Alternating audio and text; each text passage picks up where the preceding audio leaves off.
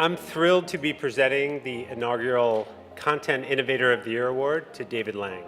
David is an Emmy Award-winning television producer who has brought his talent to the marketing world as Chief Content Officer of Mindshare North America and President of Mindshare Content and Entertainment. In this dual role, he oversees all creative development and production, strategic marketing and partnerships in the entertainment marketing arena. David recognizes it's not just about great quality content. Content is nothing without distribution. It is about what happens to it, what people do with it. What do consumers think? What do they do with it? And measuring programs, but knowing that data doesn't dictate your course, but can give your brand a direction. He's truly deserving of this inaugural award. Please welcome to the stage the Content Innovator of the Year, David Lang. So I'm basically standing between everybody and the after party, is that right? This morning before I left my home, I stopped by my son's room and I said, "Hey Mark, I need a funny line to start with." And he looked at me as any teenager would and said, "But Dad, you're not funny." So backtracked out of there, went to my daughter's room and I said, "Sammy," and she goes, "Dad, don't try and be funny. They'll take the award away." So that was my start to the day, an infusion of confidence. So I promised one thing, I won't try and be funny. Seriously though, moments like this are a bit surreal and nothing you really ever imagine or plan for. Winning this type of award, I am humbled and honored, and I thank very much Andy, the Content Council, and everybody here tonight. It is very, very special.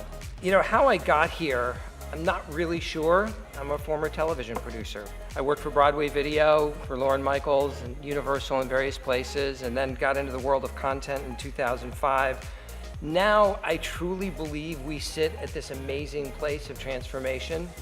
You know, the intersection of content distribution and technology. We really have the opportunity to create anything, and anything is truly possible. When I started in 2005, the phrase many people use, or most people, is branded entertainment, right? So we put our capabilities deck together and went client by client, one at a time, and turned over rocks. And a big shout out to Rob Master at Unilever for giving us our very first project. It was called Dove Calming Nights. It was a big hit. We were very lucky, and away we went. Now, more than 500 projects later, a 91% return rate of clients, we have a thriving business, and something we are very, very humbled for and very happy about. But this honor is not about me at all. It's about my team and my clients. So I've played sports all my life, and I use sports analogies all the time. I kind of drive my team nuts. But it's about team, and it's the right talent, the right work ethic, and the right spirit. So talent is one thing, definitely not enough. We all know a lot of people that are talented that we would not want to work with. Talent plus a great work ethic, absolutely essential. Once again, not enough. In my mind, it takes those two things plus a resilient spirit. People who know that the word no is actually the beginning of the conversation, not the end. And the complex waters we all navigate through every day in getting projects done, which seems like it's half the battle these days, takes a very resilient spirit. So clients are also crucially important to my success and why I'm up here. If Rob Master and many others hadn't given us the opportunity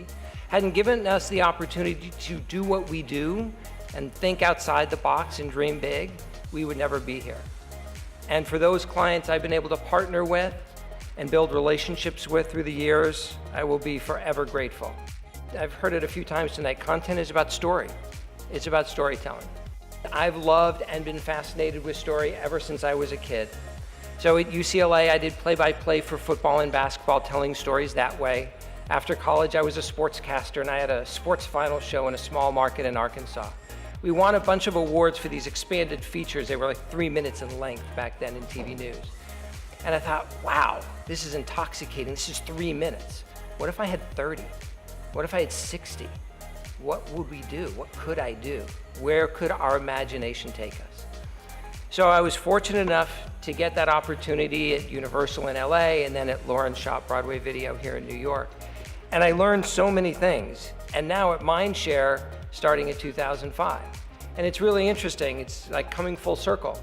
from long-form television shows to now short-form content.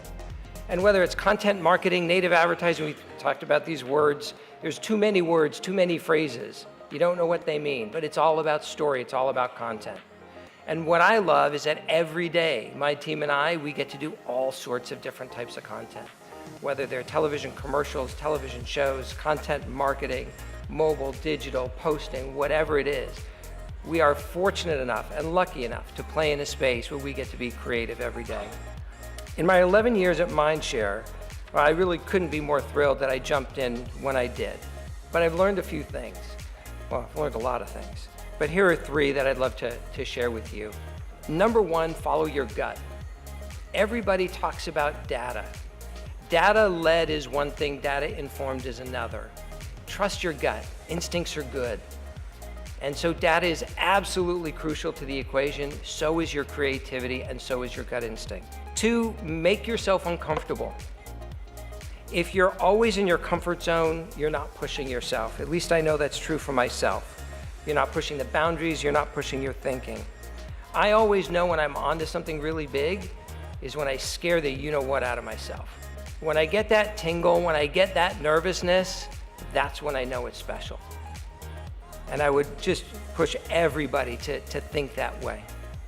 And finally, listen to your audience and treat them with respect. They're smarter than we think. I mean, everybody goes, oh, well, we have to keep it simple. They're like you and me. They're like all of us. Treat them with respect. They are very, very smart. And it's just like television. At the end of the day, consumers or viewers or our audience, whatever we want to call them, they're going to tell us if we succeed or fail. They're going to tell us very quickly if they like it, if they share it, if they engage with it. Do we achieve the metrics that we've been tasked to achieve? It's a simple equation. Content is story, it's engagement, and think like the audience thinks. Take your brand hat off and put your consumer hat on. And finally, and this is kind of funny coming from a content guy, I've learned to love data and analytics. Something that was very foreign to me 11 years ago, really didn't know what it was or what role that it played. But I will tell you that insights tell us, and this is a data point that I learned last year, I found it very fascinating, that if insights tell us the average person has an attention span of 8 seconds, 1 second short of a goldfish, I think it's about time that I wrap this up, since I probably lost each and every one of you.